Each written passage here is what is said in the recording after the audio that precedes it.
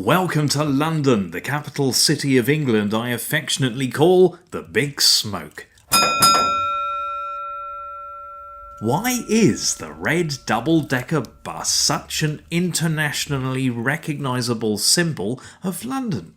In the early 20th century, in a bid to stand out from its rivals, the London General Omnibus Company painted its entire bus fleet red, a colour scheme which London Transport adopted for all London buses in 1933.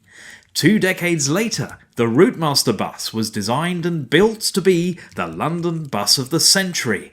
Its famous gap on the back platform meant passengers could jump on and off at will, and its innovative aluminium construction ensured it was built to last like no other bus before or since. Films like Summer Holiday and music from such acts as The Who, The Hollies and Flanders and Swan have further established the humble double-decker bus as the instantly recognisable symbol of London. The bell of the London bus is not the first bell which springs to my mind when thinking of iconic sounds of London. Personally, my favourite bell sounds are the chimes of Big Ben, the clock built into the St Stephen's Tower at the Houses of Parliament. However, even if we were meeting in person this year, we still probably would not have heard Big Ben chiming, as it has been silenced while the parliamentary estate undergoes significant restoration work. The